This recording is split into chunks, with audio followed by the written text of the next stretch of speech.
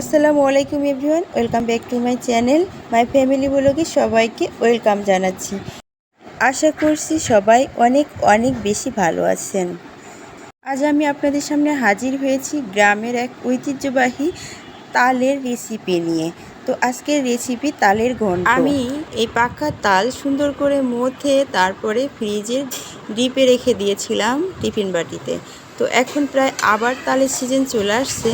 তো আমার তো তাল শেষ হয় নাই, এই জন্যে আমি ভাবলাম যে ফ্রিজের তালগুলো দিয়ে আবার একটা রেসিপি তৈরি করি। কি সহজ রেসিপি তালের এটা। তো আমি কিছু কিছু রেসিপি দিয়েছি, আর আপনাদের ভালোবাসা পেলে আরও অনেক রেসিপি ইনশাল্লাহ দিব। তো আমি এইখানে তালটাকে ফ্রিজ থেকে বের করে চুলায় বসিয়ে দিয়েছি।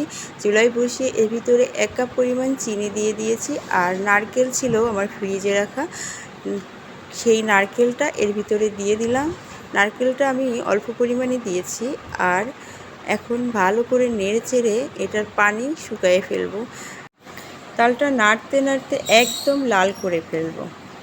তাল যত আপনি জাল দিবেন, হালকা আঁচে সুন্দর করে জাল দিতে থাকবেন, তত কিন্তু তালটা মজা হবে। তো এখন 1 চা চামচ পরিমাণ লবণ দিয়ে দিলাম, আর এর ভিতরে আমি কিছুই দিব না, এখন শুধু একটু দুধ দিব।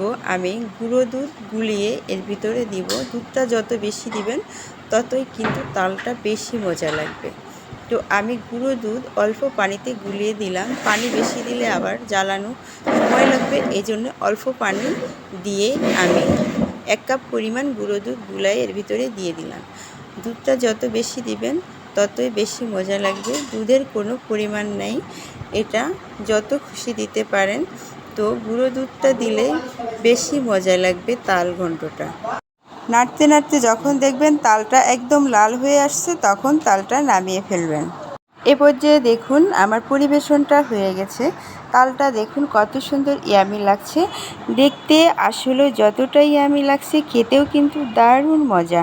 এটা কিন্তু মুড়ি কিংবা চিড়া দিয়ে খেলে কিন্তু অনেক মজা লাগে।